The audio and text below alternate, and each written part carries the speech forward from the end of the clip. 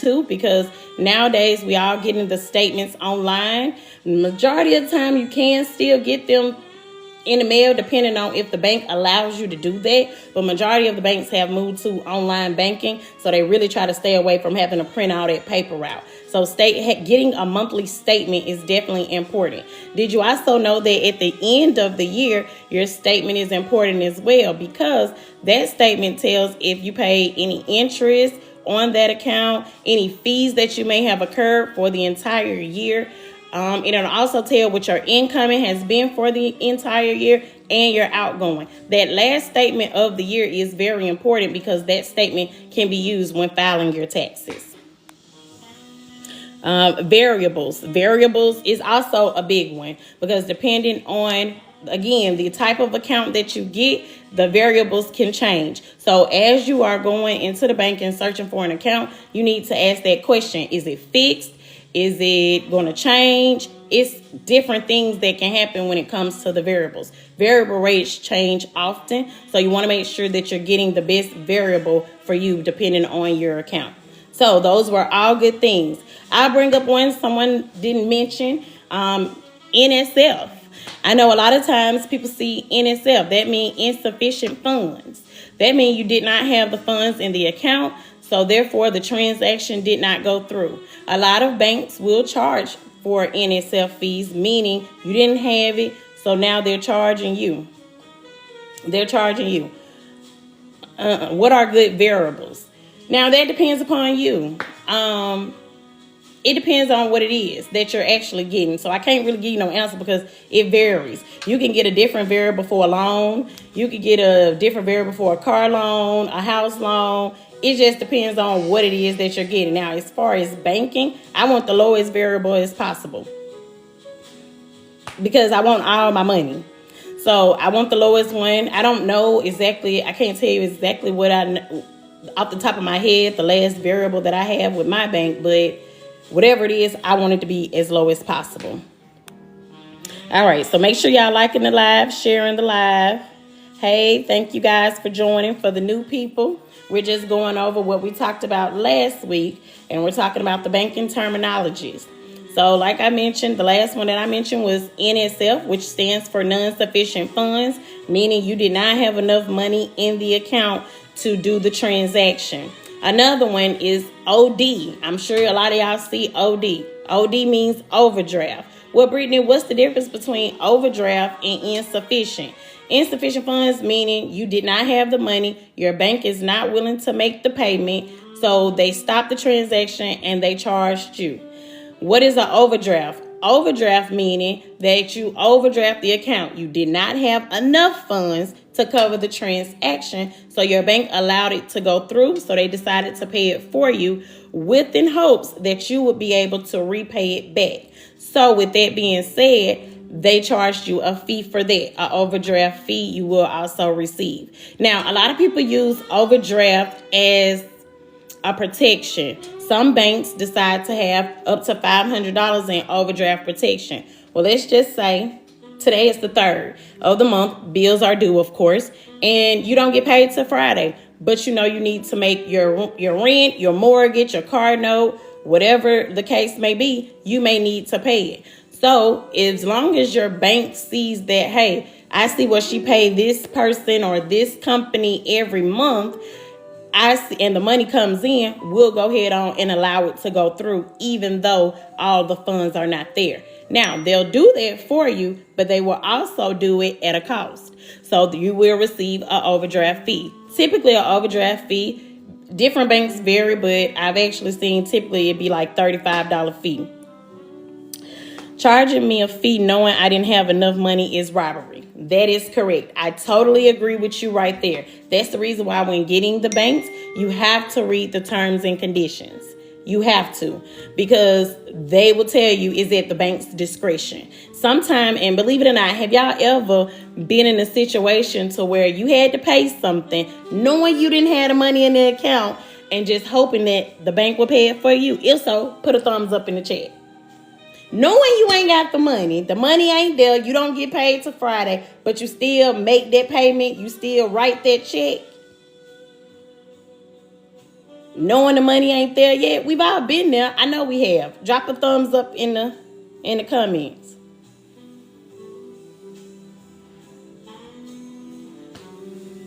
Rent is every month. Yeah, you have to pay that rent. And they see it, that you pay it.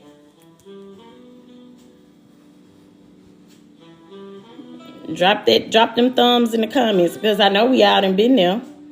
Now, this is a safe place and no judgment here. But when you know better, you do better. So that's my reasoning for, saying it. And like someone said, they charge these fees.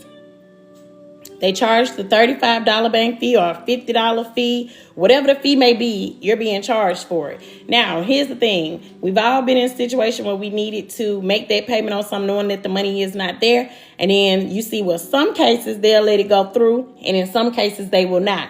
That's because it's at the bank's discretion. And the one you be like, dang, y'all let Apple Music go through, but I needed that light bill to go through. Like, I don't mind paying the fee on it, but I needed it to go through. So I'm not getting, like you said, the $50 late fee from whoever or the rent place.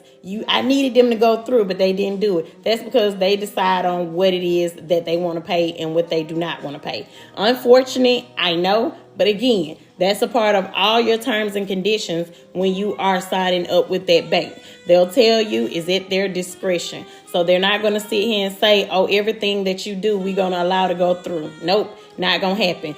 They're going to pick and choose what it is that they want to go through. So definitely read your terms and conditions when signing up with the bank, asking those key questions, because that's very important. Thank you so much for the gift. Thank you. Thank you, Rainbow. Go ahead on and make sure y'all clicking the live. Thank you so much for sharing the live. Thank you, Rainbow. All right, so now, with that being said, we went over the terminology and just a few of them, and there'll be more that we will run across as we continue to go through with this class. Now, we're going to get into this week, and this week our topic is how to pick a bank. So we want to know, how do we pick our bank? What bank works for you? I know last week we talked about how banks got established, but there's several different banks. Somebody mentioned to me that, I tried to sign up with a bank and they had to run my credit and I was denied. Well, if you did not know, there are 3 types of banks. What type of banks that is, Brittany? There are physical banks, which you have is your physical traditional banks. We have credit unions, and then now we have online banks. Well, traditional banks are not going to run your credit most of the time, depending on what it is that you're signing up for. But as far as just traditional accounts, more than likely they do not. Now, they will try to run your background as far as in the banking industry to see if you have outstanding balances with other banks. That will also deter them from banking or allowing the relationship for you to bank with them, because they feel like if you owe Bank A, what you're going to do different here at Bank B. So a lot of times they will deny you because of that. But you do have banks that offer second chances. A good bank that I know that does second chances is going to be like Wood Forest. Your bank in a Walmart, they do second chance accounts. I can't really think of any other banks off the top of my head that do second chance accounts. But if you Google it, there's plenty of banks that do second chance banking, even though you have outstanding accounts with other banks. As far as your credit unions are going to check your credit. A lot of them have different requirements as far as what it is that they required for you to be a part of their bank. I'm with Navy Federal, and I absolutely love it. I try to make sure that I stay on top of my credit, paying attention to my credit. They also give me different little things to kind of help me watch my credit as well. Now, a lot of your traditional banks do that as well. So if you log on to like your online banking, you'll see something that say like your FICO score, or Credit Wise is another one that a lot of banks use. So a lot of them try to help you to stay in the loop of what's going on with your credit, but they do not require a certain credit score for you to be with that bank. As far as credit unions, they do. So if you're not meeting their requirements, then they will kick you out of their institution. Or if you apply and your credit is not what their requirements are aligned with, they will not allow you into their institution. Then you have online banks. Your online banks is what I talked about last week, like your Chime and your Cash Apps, and there's plenty other online banks as well. Now, I don't really care for the online banks because if I need to go inside of the branch, there's nowhere for me to go. On top of what is there, a lot of these places are created and you having issues and there's nobody for you to call and talk to. You get a machine. Who want to talk to a machine when I'm talking about my money? Do you want to talk to a machine? Drop a yes or a no if you're okay with talking to an automatic system when it comes to talking about your money.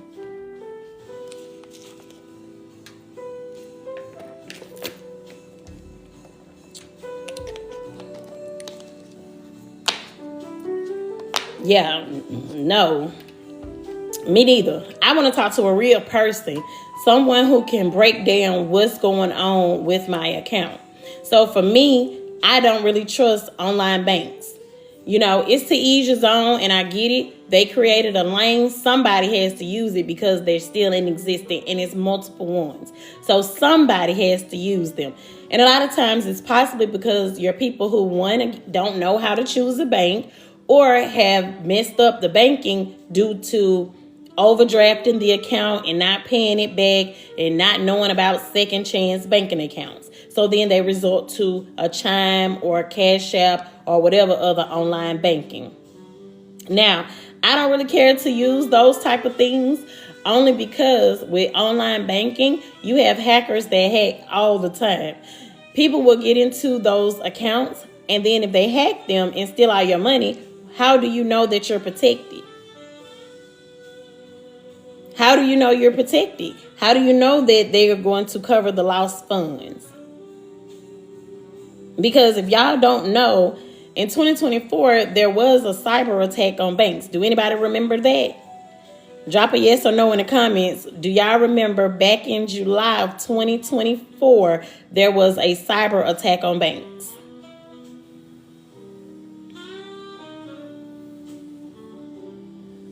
And when that cyber attack happened, it did not just happen to big banks. It happened to pretty much all banks. Yep, Cash App does have a lawsuit. That is correct. So it happened to all banks. So not only were they trying to hit the big banks, but the difference between the big banks and, I don't know, the online banks, again, I'm not signed up to one. That's the reason why it's so important to read your regulations and whatever it is that you sign up with when you get that bank to see how they're protected. Majority of your traditional banks and credit unions are involved in the FDIC. Anybody know what FDIC means? That's another banking terminology.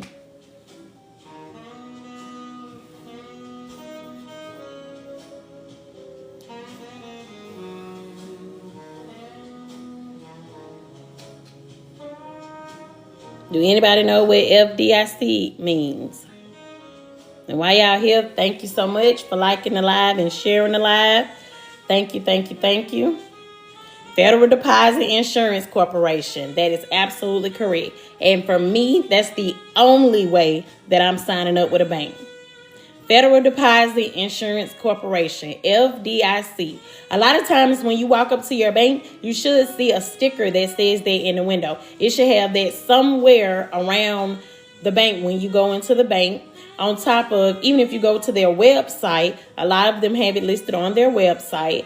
A lot of them also have it listed in the terms and conditions when you sign up for that bank. Because what that means is that they have an insurance on your money. So if something is to happen, whether the bank is attacked, whatever happens, they do have insurance on your money. Okay, you say, I do believe Chime is. Chime may be, and I'm not down. Let me just say this. How you choose the bank is totally up to you. The purpose of me is to making sure that you get the best for your bank. That's it. Credit unions are insured by NCUA. That is correct. National Credit Union Association. So even though it's called something totally different, it's still pretty much the same thing. They want to make sure that your money is safe. So if you do not see FDIC or NCUA, do not bank with them. Do not bank with them. So those are some important things to think about. Now, as well as looking into that, making sure the Greenwood, the black-owned bank, isn't. Oh man, and that's unfortunate because you want to be able to support. But let me tell you something. Me working in the financial institution for over 15 years, one thing I have learned is people are funny about money. And that has no age. It has no color. It has no relationship to it. Your grandmama will fight you about $5 if you mess with her on her fixed income. Okay, listen. People are funny about money. So with that being said, I'm going to make sure that I'm putting my money in an entrusted corporation to make sure that my money is safe. Another thing I tell people, don't put all your eggs inside your basket. Don't put all the eggs in one basket. Because again, if a bank is to shut down and that was all your money in there and you just happen to lose everything, what would you do? I think about it like this. When the wildfires in California happened, in a lot of those areas, a lot of stuff burned down. So meaning people was like, oh, I had this at this and this happened, and this may be the only bank. You know how in some places you have a bank that's only in that town, like it's only just in that region. And so I'll tell you one, for instance, I used to bank with this bank called Max Federal Credit Union, and that bank is only in Alabama, and it's not in the whole Alabama. It's only in a certain region of the Alabama. So when I moved away, it's like, okay, I'm subject to do it online or whatever. But if I needed to actually handle the business, I would have to actually travel to Alabama, wait till I can get to Alabama, travel to Alabama, then go handle the business. Now, back to California. When you have banks like that and the bank burnt down, what do? You can't go in to physically get your money out. That's the only bank that you bank with. So what would you do? Drop down in the comments. If that was you, what would you do? Kat said, and death brings out the worst in people when it comes to money. And it does. Oh my goodness. I've seen that happen so many times. So many times. Man, I've seen also where being married, one person is typically responsible for the finances, whether it's the husband. I've seen it. I've also seen where the wife is responsible for the finances. And the person loses the spouse and they call them like, I have no idea who he or she has been paying. I don't know what to do. Can you help me? Man, do you know how many people that's calling here? You think I have time to sit here and go through all your statements so I can tell you, ma'am or sir, that so I can tell you who your spouse was paying every month? I don't have time for that. I don't have time for that. So the best thing is to make sure that you guys are going over the statements, having a conversation. Even if you do not pay the bills, guys, I'm not telling you to try to get into the money thing, but just have an awareness of who covers the mortgage, who covers the light bill, or, what's the company that does the lights, who does the trash and the water. Like, just be in the know, because if something is to happen and you have no idea, what you gonna do? Wait until it gets shut off? Wait until the cable is shut off? Wait till the water is off? Wait weeks until the trash is not picked up to figure out, oh, this is who they've been paying? No, at least be in the know. Read the statements, have the conversations, because in the midst of losing a loved one, a spouse, a mother, you don't want to be running around like a chicken with your head cut off, not knowing what bills needed to be taken care of. Or better yet, I'll do you another one where people is like, oh, they had money, they had a will, they had this. Well, do you know that the money has to pay off the estate first? Meaning any bills tied to that person? It could be doctor bills. It could be the rent. It could be anything. Those things still have to be paid, and the people are going to still want their money. They'll tell you their condolences.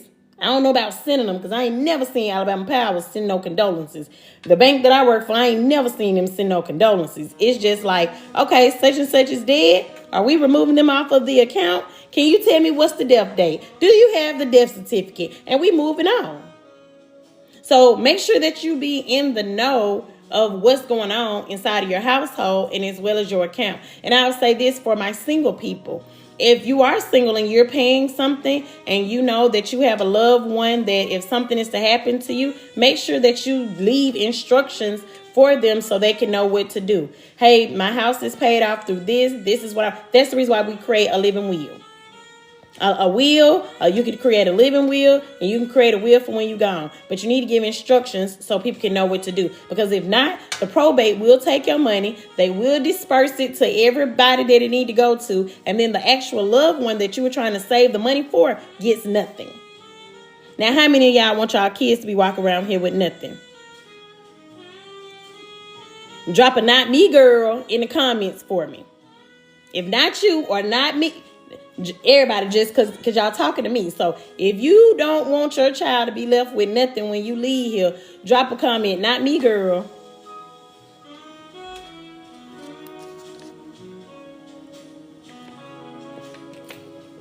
Okay? So make sure you get your affairs in order. Not me either.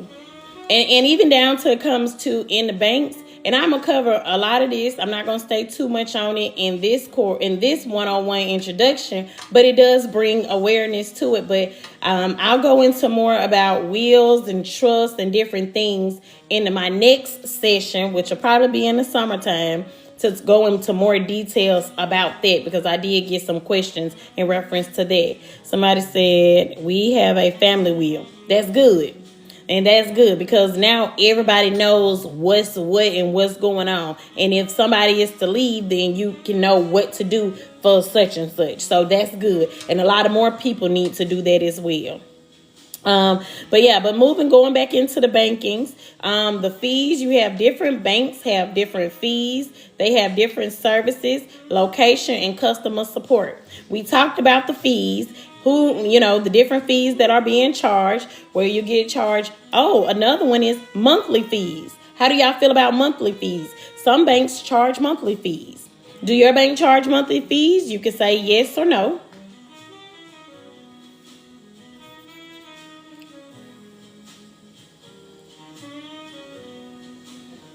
I ended up going that way. The money I have in my policies go. No, yes, $5, no. Okay. So for the people that saying yes, and the majority of y'all say no, but if you say yes, your bank does charge a fee. There is ways around that fee. What I would recommend doing is even contacting customer support and see how can you get that fee waived. A lot of banks will allow you to waive the fees by doing online statements where you're not getting paper statements.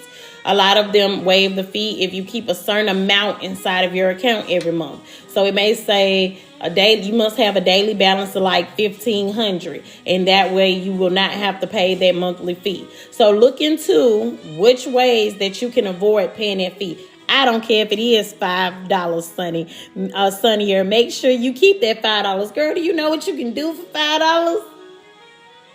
Okay, we can't do much in 2025 with $5, but $5 can go a long way. It can help put gas in my car. It can buy me that Red Bull that I needed, because I got to keep my energy for the day. But make sure you take that time out to figure out, how can I get away from this fee? How can I save these $5 each month? Because just think about it. $5 a month, 5 times 12 is 60. That's $60 of free money that they're getting from you every month, when you can avoid that just by following the protocol per that account. And to look at different accounts if you must.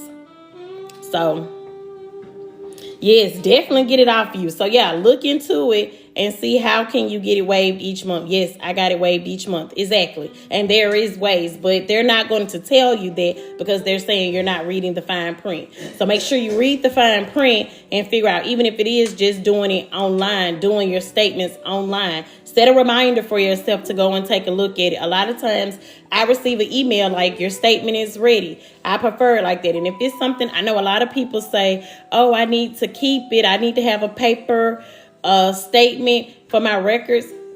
Just print it off.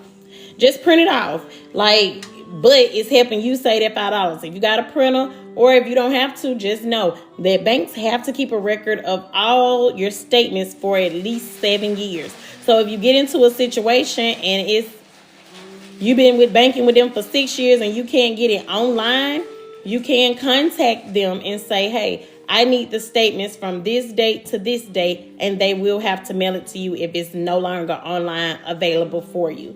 A lot of times people will do that at the end of the year when they're getting ready to do their taxes. They will call and request their full statements. But again, if it is available online, a lot of banks will not send it to you. They will just refer you to online. But if it's after or if it's out of the window, and it varies from banks. Some banks just keep stuff online up 6 months, maybe even a year. And after a year, they take it offline. And that's because if they have millions of customers, imagine their server has to keep all the information. So some of it they will take out. So they will charge you a fee to print. Yep, some places will charge you a fee to print. So that's the reason why I would see, is it cheaper to print with them, or is it cheaper to go to your FedEx, go to your UPS store, go to your local library, go to your friend house who got a printer, and see if they will allow you to print it at their house if you do not own one yourself.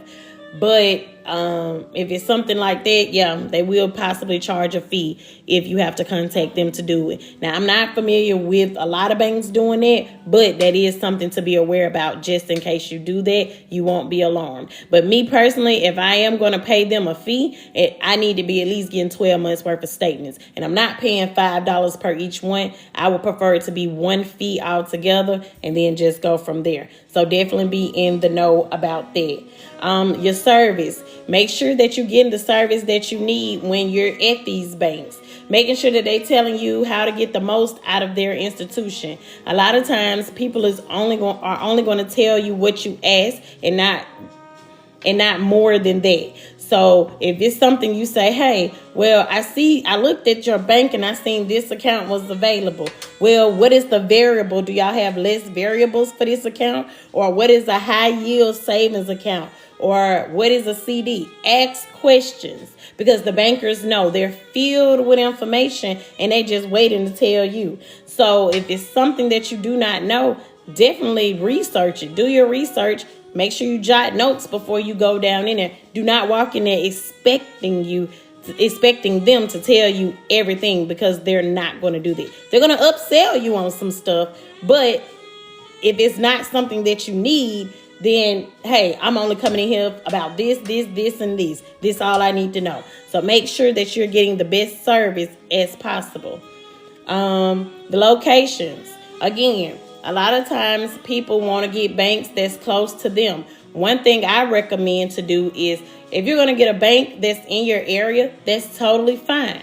But like I said, don't put your eggs all in one basket. I like to have two banks. I like to have one that's within my area, that's maybe a local bank. But I also like to bank with one of the big banks. Because if I know that, hey, I live here in North Carolina and I need to go to California, I know that if something is to happen with some money in California, I'm able to pull up to a Wells Fargo. I'm able to pull up. Now, Wells Fargo is not in all states, and we do know that.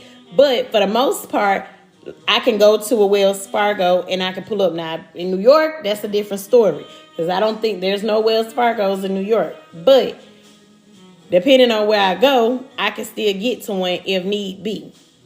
So location. Two, again, don't put all your eggs in one basket. Make sure you're able to have them. Another thing I like to say, too, in reference to the location, if you have different banks, make sure your banks are linked. Because, again, let's say you're traveling and you're out of town and one account got all the funds in it and you having an amazing time. You just spent all your travel money. How can you get the money from this bank to this bank? Make sure you link those accounts together, so then that way you're able to just do transfers without actually having to go into a physical bank. A lot of people don't do that, but I feel like it's an extra layer of protection, because I need my money. And when I need my money now. I'm like J.G. Wentworth. I need my money now. I don't want to wait. So make sure that you have it to where you can do that. Yep, I do Zelle from one to another. Zelle is a great way to do it. And a lot of people say, well, how can you have two banks with Zelle? One, use your phone number for one, use your email for another. You can do it. I do it all the time. I have 2 banks that have Zelle, and I just do one with my phone number and one with my email address, so I'm still able to transfer from one to the other using Zelle. Yep, I like Zelle, to be honest. It's cool. It depends on the bank, because in some credit unions I have had an issue where they'll have a cap to where I can't transfer, and I absolutely hate that. But at my bigger bank, I'm able to do as much as I want, or to whoever I needed to do, and there's no cap. But I really kind of hate that at the smaller bank that there's a cap. Is Zelle an online bank? No, Zelle is not an online bank. Zelle is a transfer. Now, at least not that I know of, but Zelle is a transfer system for banks. So you can transfer money from one bank to another. I haven't heard nobody say they have an actual bank account, but it's something with institutions that can join together where you can transfer from one institution to another institution, and you can send money different type of ways. So that is what Zelle is pretty much. I do bank transfer from Venmo to Chime. Now, I'm not a fan of Venmo. I hear a lot of people use Venmo. No shade to Venmo, because again, Venmo seen a lane and they jumped in it. So Venmo is a good one. PayPal, people do PayPal too. I'm not a fan of PayPal either, but a lot of people do PayPal. I don't like PayPal because I feel like it's too vulnerable there. And Sky, you know exactly what I'm talking about. It's too vulnerable there, and I feel like people can hack PayPal too fast or too much. People do that. Once your information is released, it's really, to me, no protection. So I kind of don't really care for PayPal, to be honest. And a lot of people use that as a payment system as well as a transfer system. So I feel like PayPal possibly can be a bank account, but I don't think Zelle work like that. I think Zelle is just partnered with the big banks to help people be able to transfer money back and forth. Yep. So now, with that being said, how to open a bank account. Now, again, when looking for a bank account, you must do your research. Like I said, look for what is it that you're looking for in a bank. Are you trying to save? Are you trying to do direct deposits? What is it that you're trying to get? Now, one thing that I like is I get a lot of mailers. When it comes to banks, I get a lot of mailers.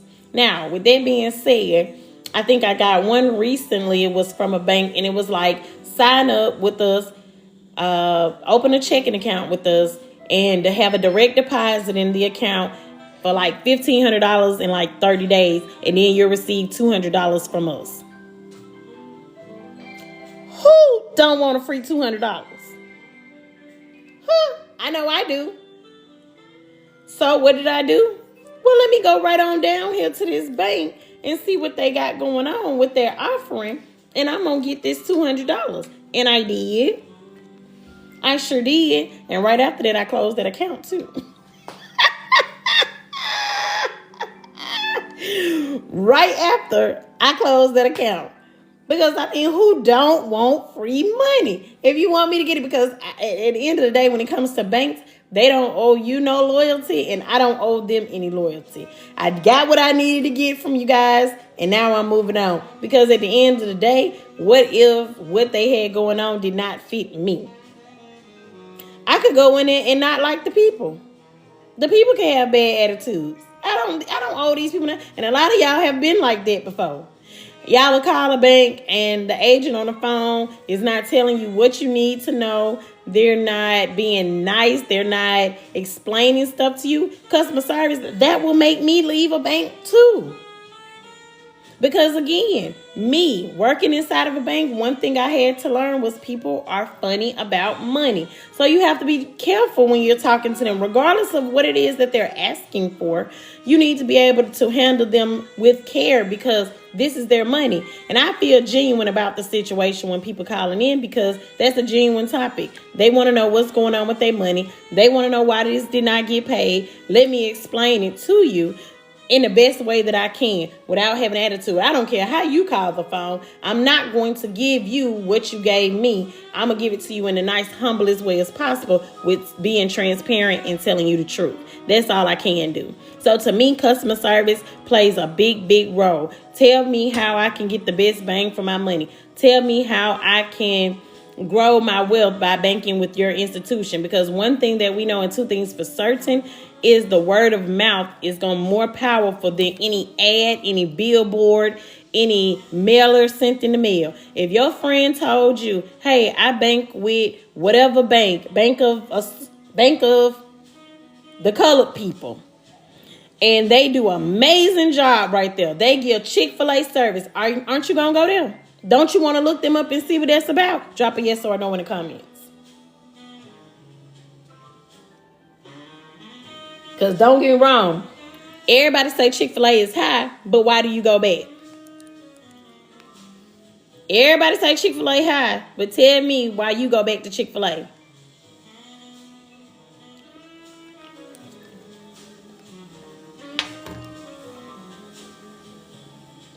Yeah, tell me why you go back to Chick-fil-A. And majority of your answers is going to be what I think. We go back because of the customer service. They're friendly, the customer service. And I don't know what they put inside of their training, but it's like everybody is nice. Like, I have yet to go to a Chick-fil-A and somebody be rude. Like, I just have not experienced that. And I've been going to Chick-fil-A a long time. I ain't going to say I go every day, every month. But I go and I have not had the problem with them. I don't care how much they is. It's like, and I've been one of the last people in the line before, and they about to close, and they still giving me the same type of courtesy and respect as they gonna give when they first walk in the morning time when they first open up. So that's the reason why we go back. So I want the same thing when I'm looking at a bank, when I'm going into a bank. I want you to provide me with Chick-fil-A service as well. So making sure when you go and look for these different banks, Google them. Look at their terms and conditions if you can on their website. See if you can see reviews, because people do put reviews. I know I'm a Google reviewer down.